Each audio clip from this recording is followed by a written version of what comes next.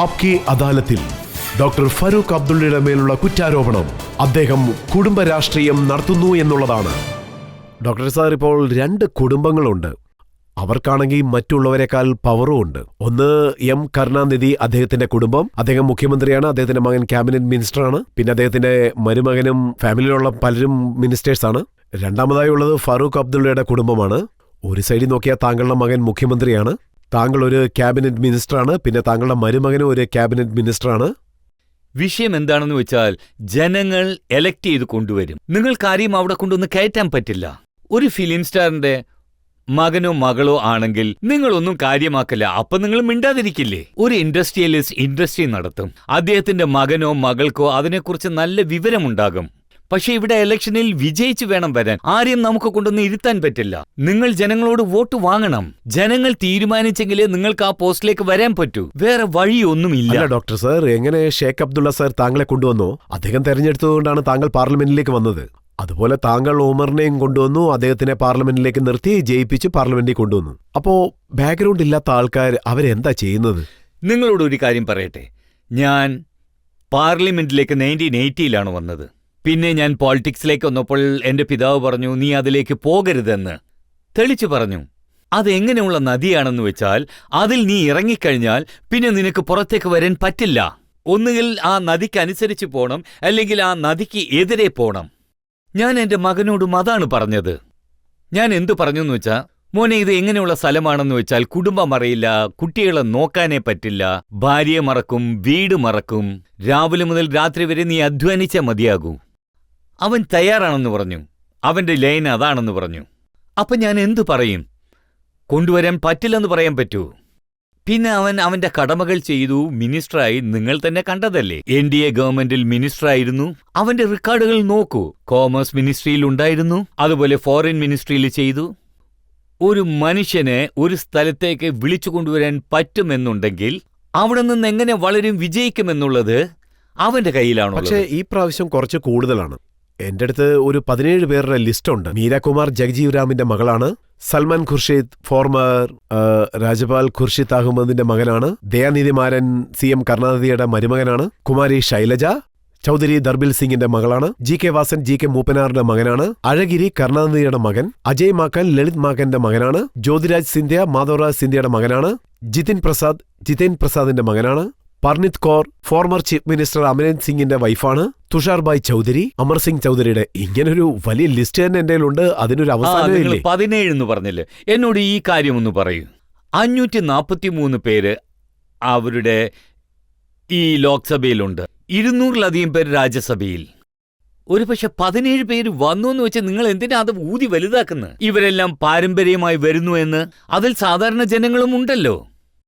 ഞാൻ എന്താ പറയുന്നത് വെച്ചാൽ 543 MPമാരുണ്ട്. അതിൽ 206 പേര് കോൺഗ്രസ് പാർട്ടിയിൽ ചേർന്നവരാണ്. അതിൽ നോക്കുകയാണെങ്കിൽ ഒരു 17 പേര് ഈ രീതിയിൽ വന്നവരാണ്. അവരുടെ അച്ഛനോ അമ്മയോ അപ്പൂപ്പനോ ആരെങ്കിലും രാഷ്ട്രീയത്തിലുള്ളവരാണ് ഇവരെല്ലാവരും. ഞാൻ എന്താ ചിന്തിക്കുന്നതെന്ന് വെച്ചാൽ അവർക്ക് ദൈവത്തിന്റെ അനുഗ്രഹമുണ്ടെന്ന്. ദൈവാനുഗ്രഹം ഇല്ലാത്തതുവരെ അതൊക്കെ അച്ഛന്റെ അമ്മയുടെ അല്ല, ദൈവത്തിന്റെ അനുഗ്രഹം. മാതാപിതാക്കളുടെ അനുഗ്രഹം പിന്നെയാണ് വരിക. ആദ്യം ദൈവത്തിന്റെ അനുഗ്രഹമാണ് വരിക. ദൈവം ആർക്ക് നൽകണമെന്ന് വിചാരിക്കുന്നുവോ ഞങ്ങളുടെ ഇതിൽ ഒന്ന് പറയും. അദ്ദേഹം നൽകുന്ന ആളാണ്, ഞാൻ വാങ്ങുന്ന ആളാണ്. ആർക്ക് വേണ്ടി നൽകുന്നുവോ അത് ആർക്കും വാങ്ങാൻ പറ്റില്ല. ആർക്ക് വേണ്ടി കൊടുക്കുന്നുവോ അത് ആർക്കും നൽകാൻ കഴിയില്ല. ഫസ്റ്റ് ടൈമാണ് നമ്മൾ ഇതുപോലൊരു ഗവൺമെന്റിനെ കാണുന്നത്. അച്ഛൻ, അമ്മ, അമ്മാവൻ, മരുമകൻ, ഇങ്ങനെ എല്ലാവരും ഒരേ ക്യാബിനറ്റിലുള്ളത്. ഇതുവരെ ഞാൻ അങ്ങനെ കണ്ടിട്ടില്ല. അവര് ക്യാബിനറ്റിലാണ്, ഞാൻ അടുത്ത് ഒരു ക്യാബിനറ്റിലാണ് ഉണ്ടാവുക. അദ്ദേഹത്തിന്റെ ജോലി വേറെ, എന്റെ ജോലി വേറെ. അതായത് ജനങ്ങൾ ഇതിനെക്കുറിച്ച് എന്താണ് പറയാൻ പോകുന്നത് നമുക്ക് ചോദിക്കാം. ആരാണ് ചോദിക്കാൻ പോകുന്നത്? ഡോക്ടർ സർ, നിങ്ങളുടെ മകൻ ഒമർ അബ്ദുള്ള CM ആയിരുന്ന സമയത്ത് നിങ്ങളൊരു മനോഹരമായ പാട്ട് പാടിയിരുന്നു. എന്റെ ആഗ്രഹം എന്താണെന്ന് വെച്ചാൽ അതുപോലൊരു പാട്ട് നിങ്ങൾ ഇവിടെയും പാടണമെന്നാണ്. ആക്ച്വലി അത് ഞാൻ ആ സമയത്ത് വളരെ സന്തോഷവാനായിരുന്നു, അതുകൊണ്ട് പാട്ടുപാടി. എന്റെ മകൻ എന്നെക്കാളും അധികം മുന്നേറി പോകുമെന്ന്. ഇൻഷാ അല്ലാ ഇദ്ദേഹത്തിന്റെ പ്രോഗ്രാമിന് ഞാൻ വീണ്ടും ഒരിക്കൽ വരും. അപ്പൊ ഞാൻ ഫുൾ പാട്ട് പാടാം. ഇതിൽ എത്രത്തോളം സത്യമുണ്ട് ഡോക്ടർ സർ? അദ്ദേഹം ചീഫ് മിനിസ്റ്ററായിട്ടുള്ള സമയത്ത് താങ്കൾ മുഖ്യമന്ത്രിയാകാൻ ആഗ്രഹിച്ചു, പക്ഷേ രാഹുൽ ഗാന്ധി അത് സമ്മതിച്ചില്ല.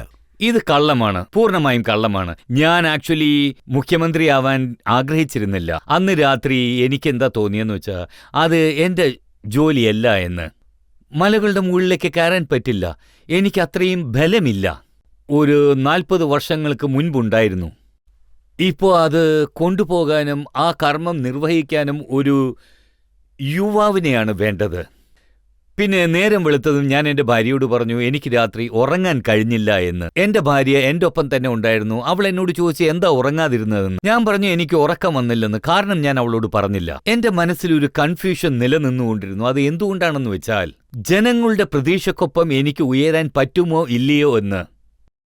പിന്നെ രാവിലെ 8 മണിക്ക് ഞാൻ എൻ്റെ ഭാര്യയോട് പറഞ്ഞു ഇല്ല, ഞാൻ മുഖ്യമന്ത്രി ആവില്ലെന്ന്. പിന്നെ 8:30 മണിക്ക് എൻ്റെ മകൻ വന്നു. ഞാൻ പറഞ്ഞു ഉമർ, നീയാണ് മുഖ്യമന്ത്രി ആവേണ്ടതെന്ന്, നീ ഇത് സ്വീകരിക്കണമെന്ന്. ജനങ്ങൾ കരുതുന്നത് രാത്രി ആരോ ഫോൺ ചെയ്ത് താങ്കൾക്ക് പ്രഷർ ചെയ്തതാണെന്ന്. അതുപോലെയുള്ള എന്തെങ്കിലും? ദേ നോക്കൂ, കഥകൾ എങ്ങനെ ഉണ്ടാക്കുമെന്ന് നിങ്ങൾക്ക് നന്നായിട്ട് അറിയാം. എല്ലാവരുടെയും പകന് ചിലർ ഉപ്പിടും, ചിലർ എരിവിടും, ചിലർ കുരുമുളകിടും, ചിലർ മഞ്ഞപ്പൊടിയിടും. അതങ്ങനെ വളർന്നുകൊണ്ടേയിരിക്കും. താഴെ ഒന്നും ഉണ്ടാവില്ല, പക്ഷെ അത് വളർന്നുകൊണ്ടേയിരിക്കും. ഇത് നമ്മുടെ ജനങ്ങളുടെ ശീലമാണ്. പിന്നെ ഞാനൊരു പദവിയിൽ ഇരിക്കുന്ന സമയത്ത് അത് ചിലപ്പം കൂടുതലായിരിക്കാം. എനിക്ക് നിങ്ങളോട് ചോദിക്കാനുള്ളത് അമർ അബ്ദുള്ളയും നിങ്ങളും തമ്മിൽ എന്താണ് വ്യത്യാസം? എനിക്കും അദ്ദേഹത്തിനുമോ? Yes. വ്യത്യാസം ഇതാണ്, ഞാൻ 73, അദ്ദേഹത്തിന് 30.